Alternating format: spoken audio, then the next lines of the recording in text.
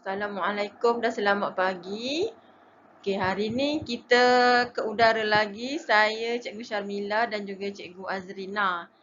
Untuk topik pada pagi ini, saya nak buat penulisan bahagian B, iaitu menulis ulasan. Tapi sebelum menulis ulasan, cikgu cuma nak terangkanlah perkara yang asas yang perlu kamu buat.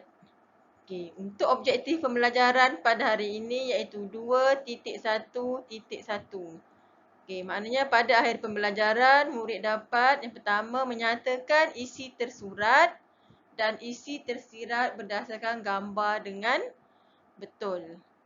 Objektif yang kedua, murid dapat membina ayat yang lengkap dan gramatis berdasarkan isi tersurat dan isi tersirat yang diberikan. Okey, berdasarkan gambar yang awak boleh lihat dekat sini, ini adalah antara beberapa aktiviti kemasyarakatan yang boleh dilakukan bersama dengan penduduk, orang yang berhampiran dengan kita. Okey, memandangkan tema kita masih dalam kemasyarakatan, maka cikgu dah pilih beberapa keping gambar yang berkait rapat dengan aktiviti yang boleh dilakukan bersama masyarakat. Okey, sebagai contoh macam dekat gambar yang awak boleh lihat dekat slide sekarang ni. Gambar ni berkaitan dengan bergotong royong. Okey, apa maksud bergotong royong? Bergotong royong adalah aktiviti yang dilakukan secara beramai-ramai. Okey, untuk isi tersurat ialah perkara yang kita boleh nampak dalam gambar. Macam ni isi tersurat ni awak boleh nampak. Gambar ni pasal apa? Bergotong royong. Yang ini yang boleh nampak ataupun yang boleh kita lihat. Okey. Kedua ialah isi tersirat. Isi tersirat ni sebenarnya awak tak nampak. Tapi perkara tu kita boleh kaitkan dengan isi tersurat. Contoh macam benda ni kita boleh fikir sendiri. Okey, apa kesan yang kita boleh dapat daripada bergotong royong? Okey, kesan dia sama ada kawasan persekitaran tu lebih bersih, nilai murni dia macam bekerjasama. Maknanya isi tersirat ni benda yang tiada dalam gambar tapi kita boleh fikir. Macam bekerjasama ni ialah nilai murni. Okey.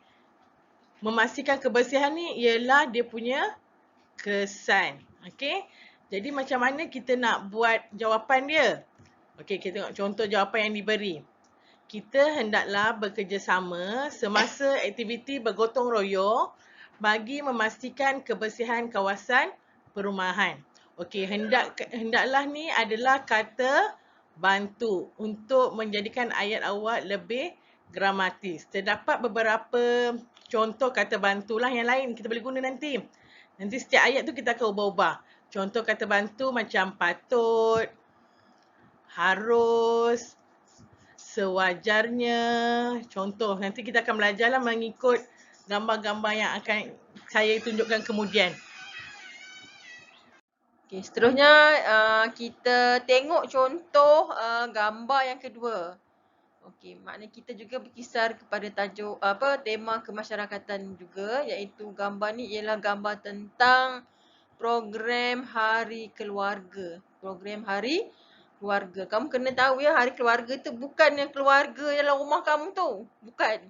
Ini maksudnya mungkin satu kawasan perumahan ke yang kita telah anggap sebagai sebuah keluarga yang besar. Okey, kalau kamu tengok situ ada pelbagai pertandingan. Kalau tengok tu mengukur kelapa. Betul tak? Mengukur kelapa. Kanak-kanak dia pun ada aktiviti yang tersendiri. Saya tak berapa.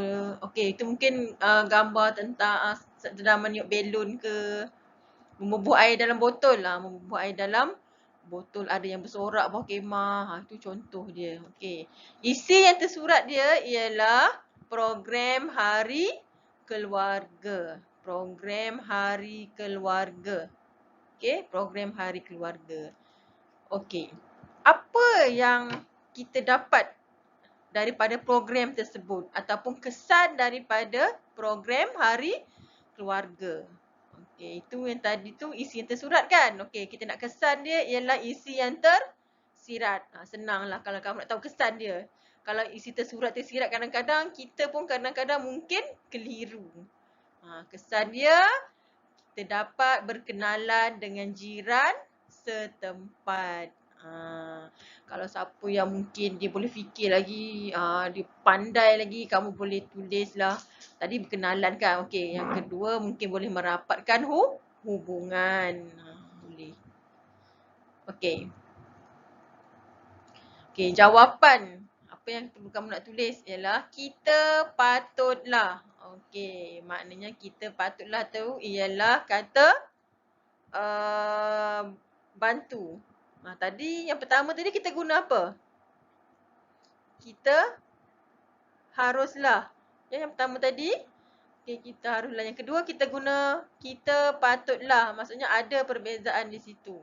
Kita patutlah menyertai program Hari Keluarga supaya dapat berkenalan dengan jiran.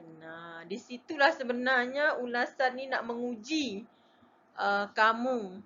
Bagaimana kamu mengulas sesuatu gambar atau juga petikan. Okay, faham tak? Kalau tak faham boleh tanya cikgu. Okey, yang seterusnya, yang ketiga, aktiviti kemasyarakatan yang ketiga ialah menolong jiran yang ingin berpindah. Kalau kamu tengok gambar tu, gambar mengangkat barang memasukkan ke dalam sebuah lori. Okey, isi yang tersurat dia ialah menolong jiran yang ingin berpindah. Kita tahulah pindah mana, pindah rumah selalu kan. Okey, isi yang tersirat dia apa? Isi yang tersiratnya, apa kesan apabila kita dapat membantu ataupun menolong jiran? Okey, kesannya dapat meringankan bebannya. Okey, dapat meringankan beban. Maksudnya kalau seorang-seorang buat memang tak mampu, betul tak? Bila ada 3-4 orang jiran-jiran kamu yang menolong, kerja akan menjadi lebih mudah. Meringankan beban, dapat memudahkan kerja, menjimatkan masa, banyak. Nanti cikgu akan ajar, nanti bila buka sekolah cikgu akan ajar, kita akan selalu bersoaljawab dalam kelas. Banyak kesan yang boleh kita perolehi. Okey. Maknanya jawapan yang kamu nak tulis, kita haruslah menolong jiran yang ingin berpindah. Maksudnya kamu ambil balik daripada isi yang tersurat. Okey, menolong jiran yang ingin berpindah. Kita haruslah menolong jiran yang ingin berpindah untuk meringankan bebannya. Ataupun boleh tambah lagi dan juga dapat menjimatkan masa. Boleh, tak ada masalah. Okay. Contoh yang seterusnya ialah aktiviti kemasyarakatan yang keempat. Melawat jiran yang sakit. Okey, kan cikgu dah kata tadi, kalau isi tersurat apa yang kamu nampak. Okey, maka kamu tulislah isi tersurat itu melawat jiran yang sakit. Okey, melawat jiran yang sakit. Okey. Apa kesannya apabila kamu pergi melawat dia ataupun isi yang tersirat dia? Okey, dapat bertanya khabar ataupun untuk bertanya khabar.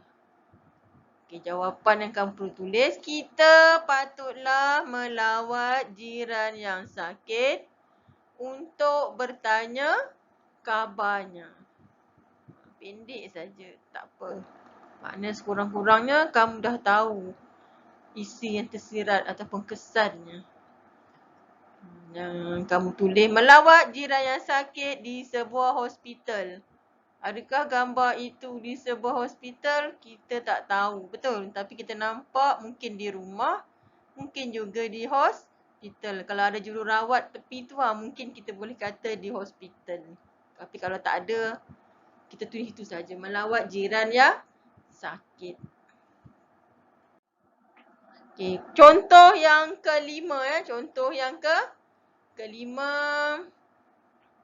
Kalau kamu tengok, dia ada bagi duit ke, bagi apa tu. Okey, itu ialah memberi sumbangan. Isi yang tersurat dia, memberi sumbangan. Apa kesan dia apabila kita dapat duit, orang bagi sumbangan pada kita?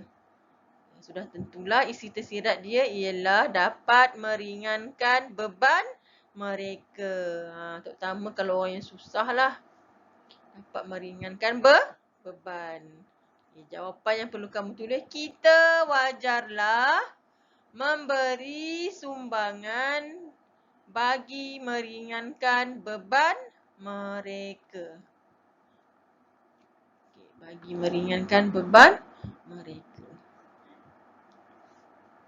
Cikgu rasa itu sahaja untuk hari ini. Sebab sebenarnya cikgu tak ajar lagi kamu cara nak tulis dalam perenggan macam mana. Cuma hari ini cikgu nak ajar kamu tentang isi yang tersurat dan tersirat sahaja. Apa yang kamu nampak dan apa yang berlaku di sebalik kesan daripada isi yang tersurat itu.